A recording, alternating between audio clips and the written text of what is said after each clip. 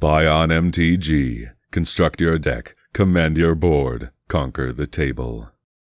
Oh, hello out there in the wide world of web. This is Rob with Buy on MTG. I gave a little idea of one of the things that would potentially be in a future video, and it was going to be old set reviews from an old guy's perspective and kind of compare and contrast what the card strength is today as opposed to what it was considered back then. And it seemed like there was at least some interest in it. So I responded and I said I would take it from the top being the first Magic the Gathering expansion. It's Arabian Nights.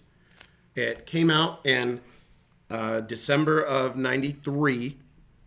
That being said, this predates when I played by a little bit. Like I had mentioned before, I started playing around Legends release, but the Arabian Nights set is comprised of 78 cards, but that's up for debate because there are light and dark print variances, and there's a total of 15 light and dark commons.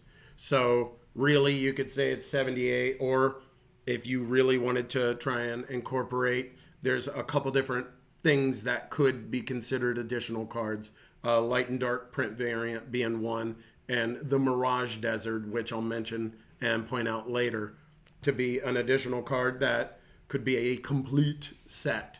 That being said, 27 commons, 51 uncommons, and no rares, because at that point in the game, they didn't consider a card a rare. There were numbers that the amount the card would present on a sheet.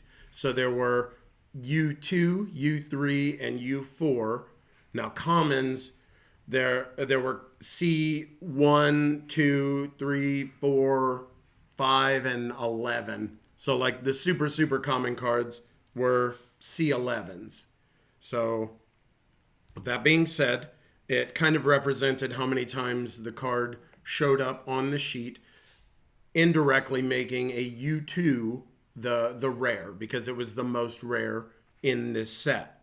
For example, Jazam Djinn is a U2. So in total, they printed 5 million Arabian Night cards. And that sounds like a lot, but if you look at print numbers or even speculative print numbers of today, there's more than 5 million of a single mythic, much less the entirety of the set. But overall, the Jazam Djinn, being a U2 or one of the most rare cards in this set, had 20,700 of them printed. That being said, if we were to look at a Black Lotus, for example, in Alpha, there were 1,100 of Alpha Lotuses printed. Beta, there were 3,300 Beta Lotuses printed, and Unlimited being 18,000 Unlimited Lotuses printed. And this is omitting non-legal variants of the Black Lotus, i.e. International Edition, Collector's Edition, or the horrific, how dare we mentioned it, the 30th anniversary. But if you just take ABU, that means there's approximately, or there should be 22,400 Black Lotuses printed. So to contrast that, any U2 that is in Arabian Nights is by all intents and purposes more rare than a Black Lotus or any piece of Power 9. So taking that into consideration, a complete set of Arabian Nights is kind of difficult to put together just due to scarcity, not even taking into consideration the cost. Like I had mentioned, 5 million total cards printed, and we'll start going through some of them. And if there's something specific or unique about a card, I'll mention it. And like I said, I am trying to do this off the top of my head, so I am confident I'm going to miss stuff. Abu Jafar, a leper, I believe he was reclassed into a human, I don't know. But really cool card. I mean, he killed anything that he blocked. Aladdin, fun little fact about Aladdin is in the artwork, you can see there's a a Chinese person is depicted in the artwork, where Arabian Nights is supposed to be an Arabian set. If you look at the original story of Aladdin, pre the 101 Tales book, Aladdin was actually a Chinese person that was a renowned thief, as opposed to the Disney variant where it's in Aqraba or something like that. Aladdin's lamp has two colorless mana symbols because at that point in the game, didn't have a way to put 10, so they put 5, 5. And then there was the original confusion. Does that mean it's 55 mana? Or does that mean it's supposed to be 5 and there was a print error? Or are we supposed to, what I assumed, common sense, it's 5 and 5, so 10. Aladdin's ring, not really a great card. Alibaba, not a great card. Ali from Cairo, though, this little guy made waves. The first banned and restricted list, and this is going way back to January of 1994. He was the first creature, I guess alphabetically, because two creatures were put on there, but the first creature put on the restricted list because he was considered too powerful. Really not that great of a card, but we didn't know a lot back then about Magic, so we just kind of went with it. Army of Allah. This is the first example of a light and a dark print variant. There are a total of 15 of them, and unfortunately for me, I was only aware of 14 of them until I started doing research for this video. So now I need to find a camel. So there's that, and I'll explain why we get to why I was unaware that there's two camels, but we'll get into it. Bazaar Baghdad in the 90s was hot garbage because you're just discarding more cards than you're drawing, and dredge wasn't a thing. So I would say pre-dredge being invented, so like when I left Magic in 1996, this card saw absolutely no play, and it was a ridiculously cheap Arabian Night card. I came back to Magic in 2017, and oh my gosh, it's a very expensive card because it's very powerful. But yeah, dredge, it's a good mechanic. Bird Maiden, another example of light and dark. This card has always been bad because it's just definitively worse than Granite Gargoyle. So there's that. Bottle of Suleiman. There are a few cards within Arabian Nights that introduce the coin flip mechanic, and this is being one of them. Really cool card. Just, I don't know, flip a coin, do a thing. I turn the page. Brass Man. The doesn't untap as usual is a new to this set mechanic, but involved in a myriad of other cards that has kind of been emulated. Camel. If you look at the light and the dark with the naked eyeball, and like I had mentioned earlier, I was unaware that I didn't have one, but under a jeweler's loop, so I got this big crazy jeweler's loop that illuminates and does all sorts of goodies. I don't know, yeah, you can see it for sure. But yeah, there is a variance, and to confirm that, I took photographs of the dark versus the light, and I did that for both the white Magic cards and the black Magic cards because there are a single mana pip without the generic mana, because the generic mana makes it very visible whether it's light and dark. The camel, I was unaware because it has no colorless mana symbol next to it, and I was just unaware of it. That being said, I was aware that there is a variant in the Stone Throwing Devil, and was able to get one of those, so I'm definitely going to have to work on that as well.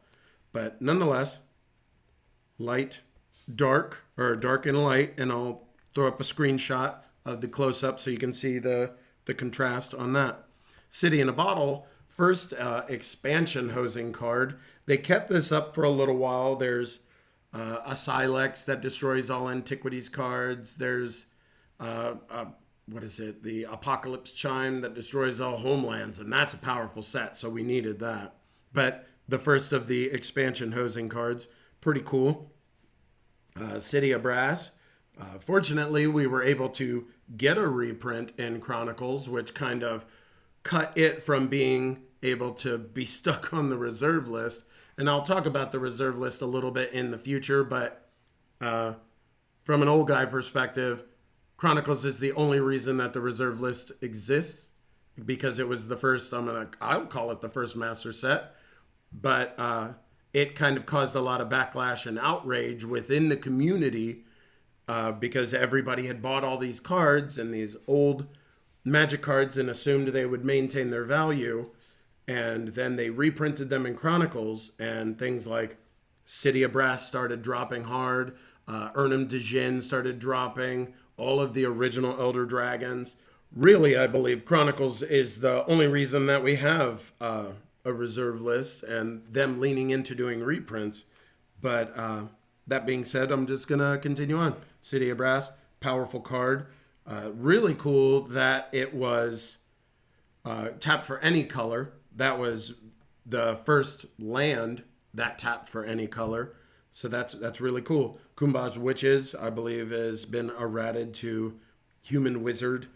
Cyclone. Cyclone's a really neat card because although it doesn't have the keyword of continuous upkeep, is that the word I'm looking for? It's not continuous upkeep. It's something else that came out in Ice Age. I'll pop it on the screen so I can move on.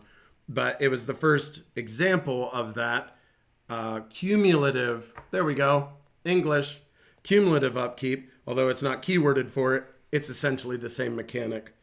Dancing Scimitar, I don't know, the 1/5, not that great of a card, but it's a scimitar, and that's the set iconography, or the, I don't know, whatever you want to say, the little indicating facet. I can, at this time, talk about originally the card back of Arabian Nights was going to be this purplish, pinkish color that the packs are. It was changed at the last minute because of card play intentions. You would be able to know from the back of your card exactly what cards were from Arabian Nights, so indirectly marking your cards. And that's when they supposedly, like I said, disclaimer, don't know for sure, didn't work there, came up with the idea of putting the set icon on there so that way you could know what set it came from without marking all of the cards.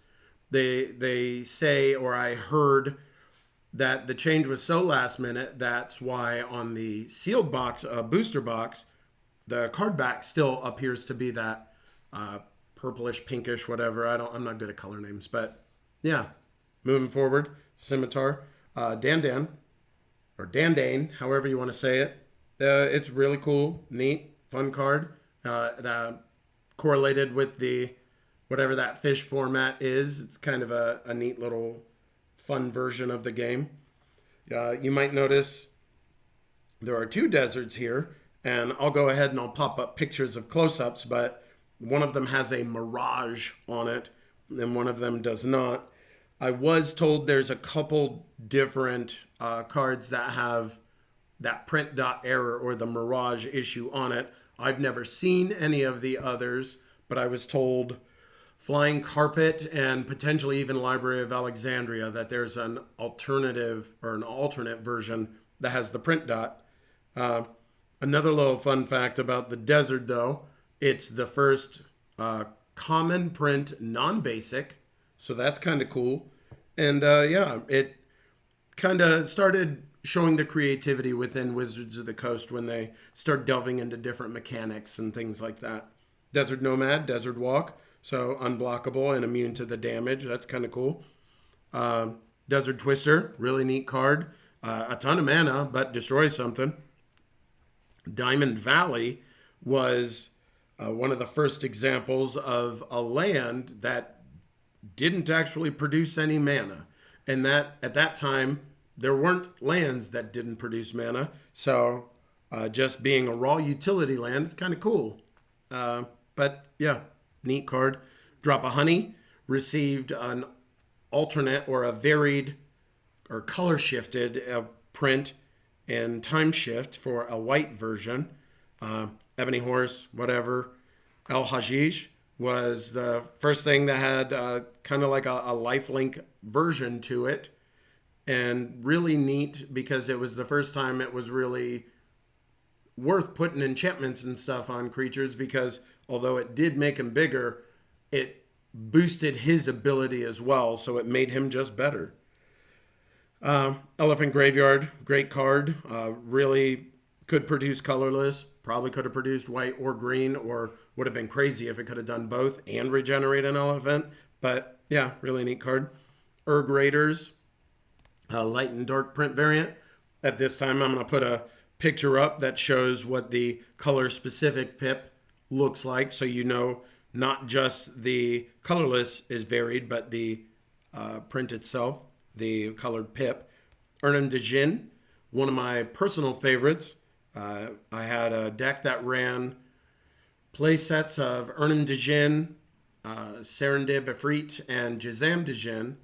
And at that time, people had cutesy names. I mean, people still name their decks cute stuff, but I thought I was hilarious, and I called mine Gin and Juice. So, yeah, it was play sets of those three creatures in conjunction with just ramp, power 9, a little bit of control stuff, and as much card draw as we had back then, which wasn't a lot. Eye for an Eye, really neat card. Got a reprint and revised. Fish Liver Oil, hot garbage. Just going to call it like I see it, but it did have 2 prints of it. Flying Carpet, really neat card.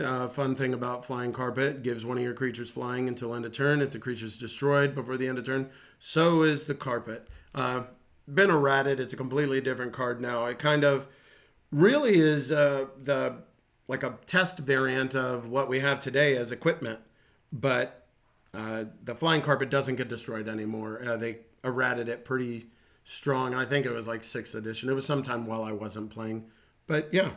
And like I said earlier, the print dot variant, supposedly there's another one that has a dot there. Never seen it, only heard about it. That's why I didn't put a gap in the binder for it.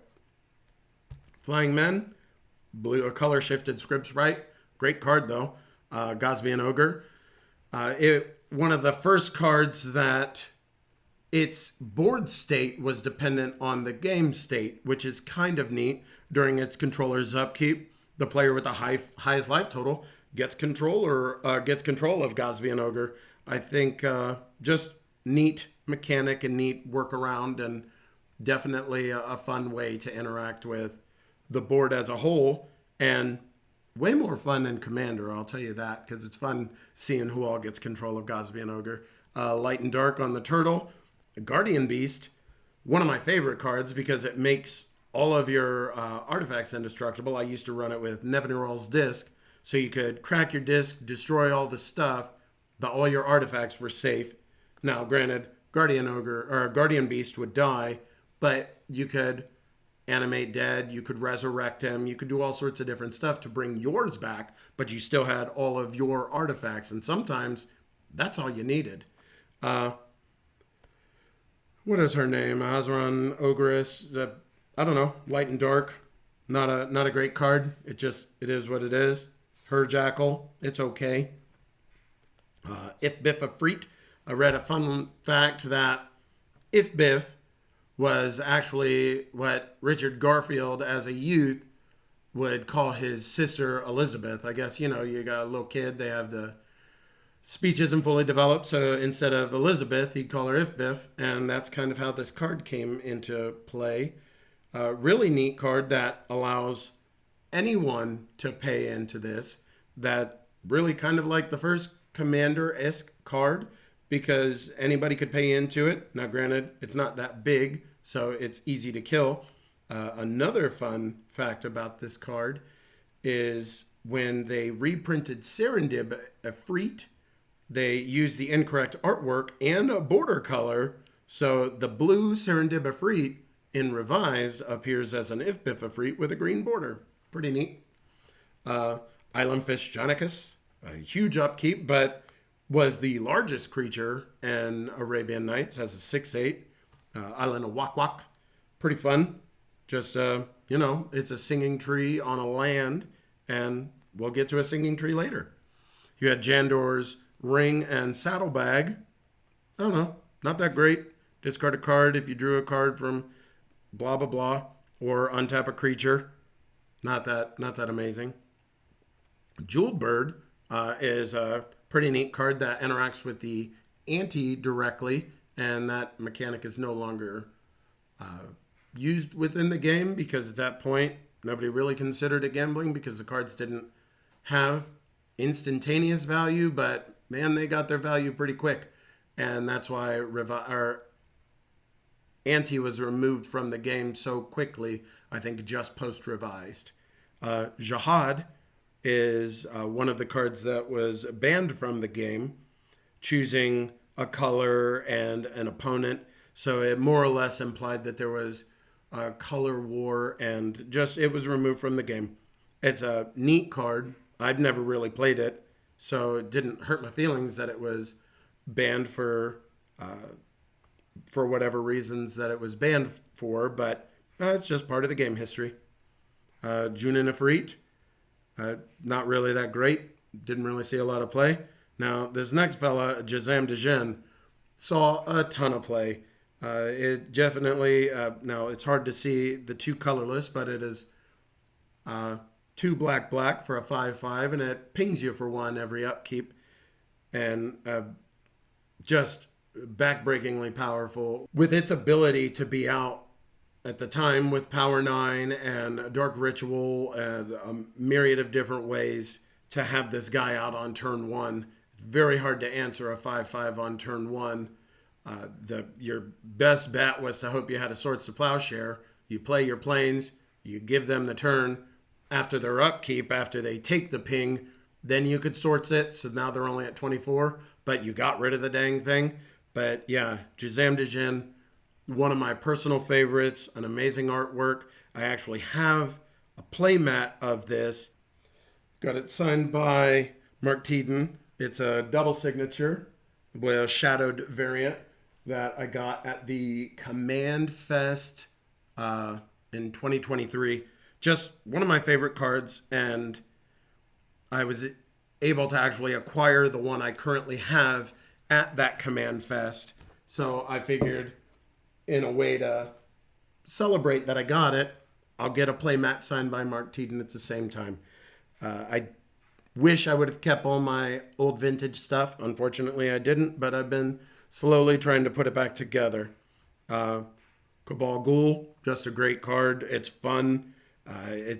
You can make the thing pretty big pretty quick, and it doesn't see a lot of play, but it's a really cool card. King Solomon, if you look at Arabian Nights from a Magic design perspective, utilizing cycles is a pretty common thing. So you would say Ifrits and Djinns could potentially be a cycle because, well, they're in 4 of the 5 colors, excluding white specifically, because at the time, Djinns were, well, still in a story arc. They're mischievous. They might not all be evil like Jazam Djinn, but they're mischievous. They're up to no good kind of thing. And Richard Garfield at the time felt white was the good guy color. So why would they have a mischievous no good? So King Solomon was what white received in conjunction with rest of the Uberg receiving Djinns and Ifrits. Kurt Ape, this is my best bud.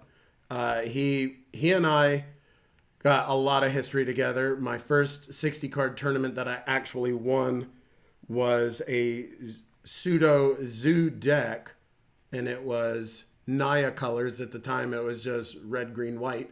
But Kurt Ape was the backbone of that thing because dropping a Tega and a Kurt Ape just felt amazing to have a 2/3 on turn 1 without all the hurdles and hoops you had to jump through to get a 5/5 on turn 1.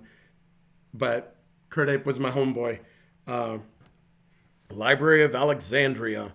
Library of Alexandria, very powerful card. At the time, I considered it in the same wheelhouse, if not more powerful than a lot of the Power 9.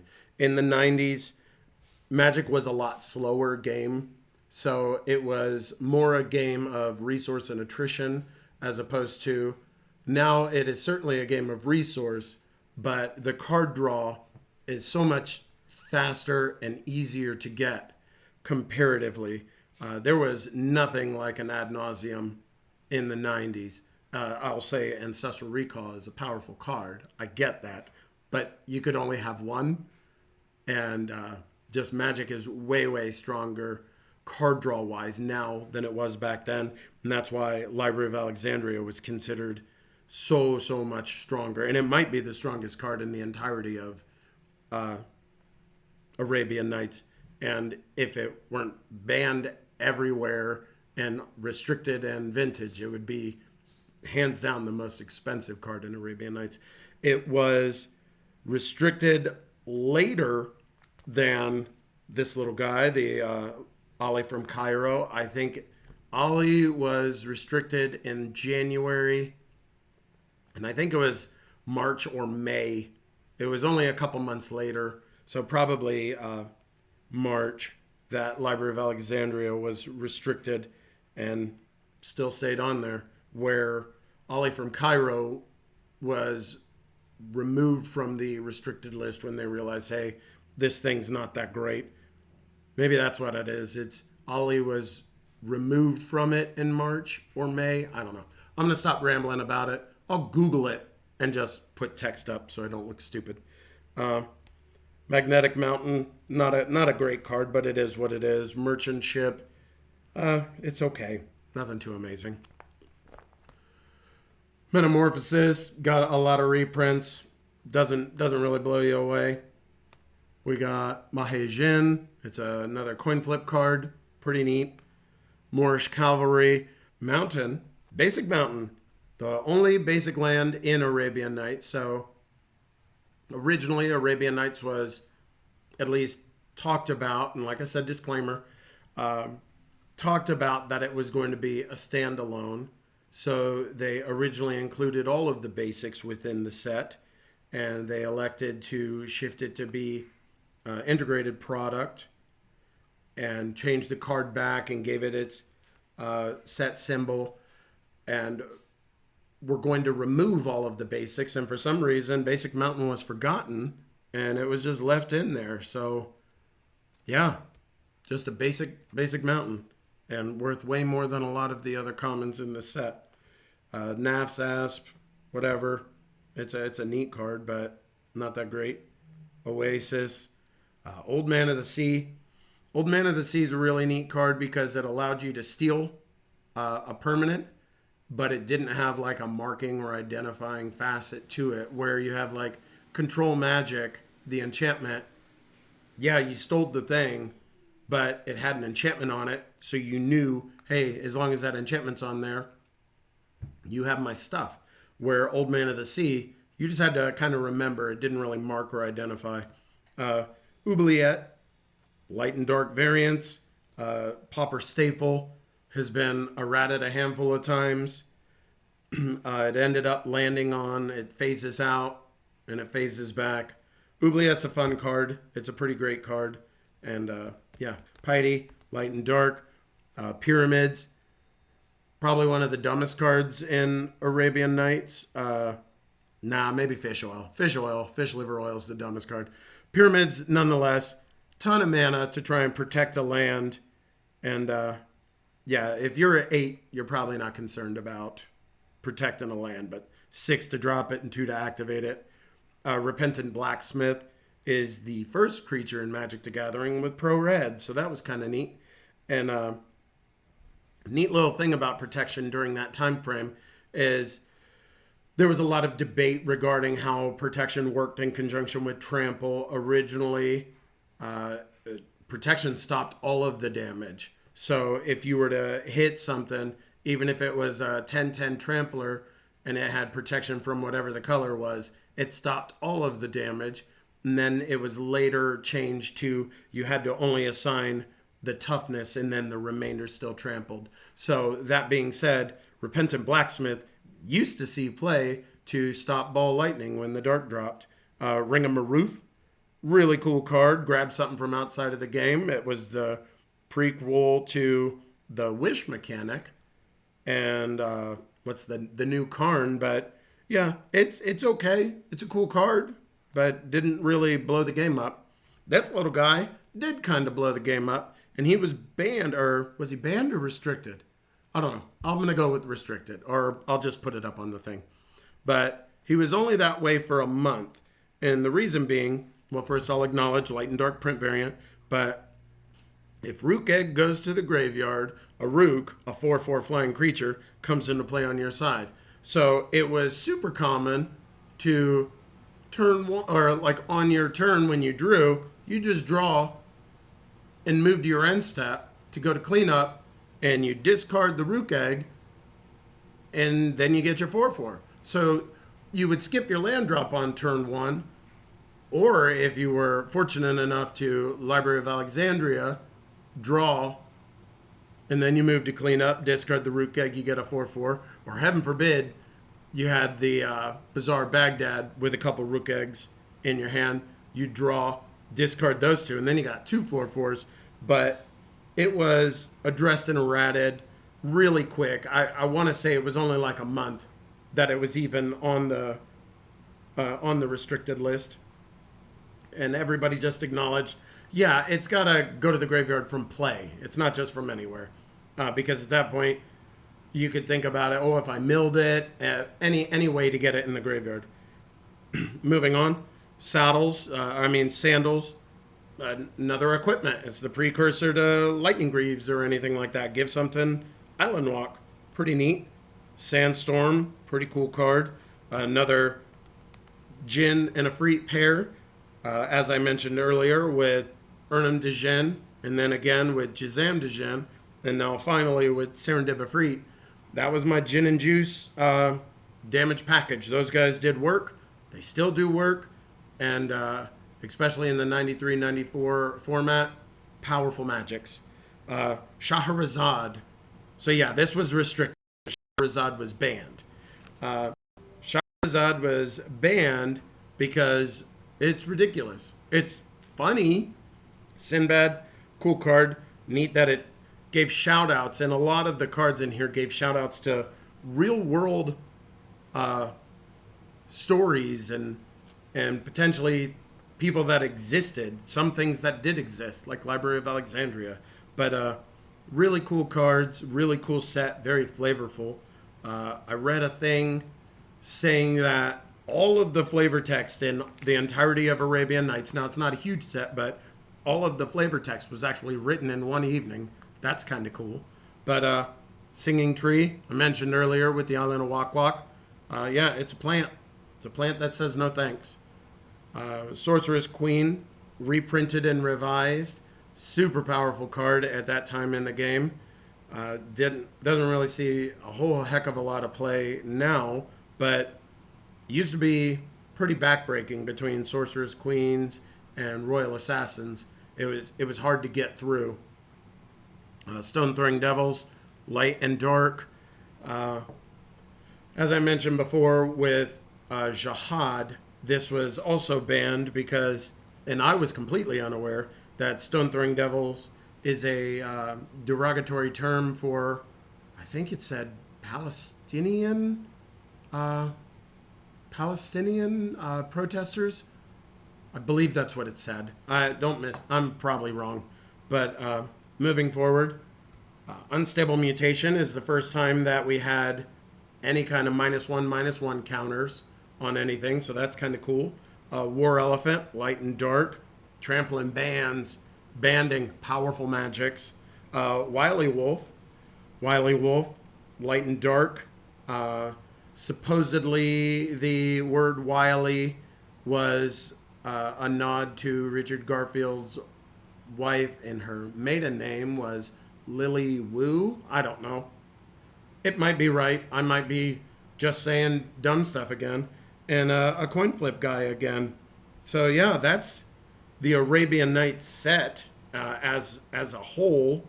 Pretty cool set. So like I had mentioned before, I didn't keep all of my vintage Magic stuff. I've been slowly putting sets together. I'm going to leave it here because Jizam's a beast. And library is not too bad. This one's super beat up, but it is what it is. I play Magic cards. I try and get good quality ones when I can, but I know at the end of the day, I'm gonna shuffle the thing, so I don't buy graded cards. And in the instances that I do get graded cards, I'll crack them out of the case because I want them in my binder. I want to be able to use them. But that being said, didn't keep all my original vintage stuff, but I've been slowly putting sets together. I was able to finish this set at Command Fest in Seattle in 2003. Made a bunch of huge trades, great shops all over the world that came to Command Fest, and I appreciate all of the time that they took with me for trading purposes.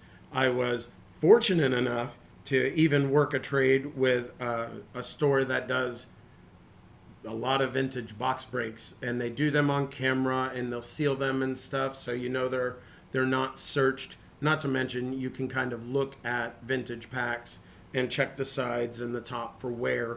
But I was fortunate enough to be able to get a sealed booster of Arabian Nights in a trade.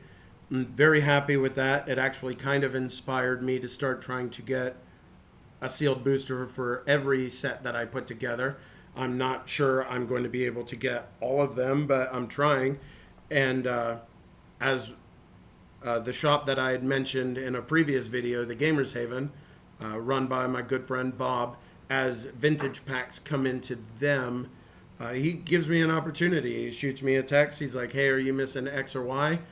And I can normally work deals with Bob, whether it be a big trade or if it's a buy the card thing. Even if I don't have the cash for it at the time, he works with me. Bob's a great guy at the Gamers Haven, and I don't know that I could say enough positive things about him and his team over there. But if you are ever in Spokane, Washington, and you want to play a game of Magic, they have a huge community for CEDH and even bigger community for Warhammer 40K or Horus Heresy, a bunch of miniatures games. They play them all, and Bob's an amazing artist. So if you need a tip on how to paint something, he taught me quite a bit about miniatures painting. Yeah, I think that was the ADHD rambling on there for a second. But either way, I'm Rob. This has been Bion MTG. This has been Arabian Nights. And I hope I didn't lie too much in the stuff that I'm misremembering or just had the wrong information from the get-go. But either way, appreciate you watching out there in YouTube land. Good luck and have fun.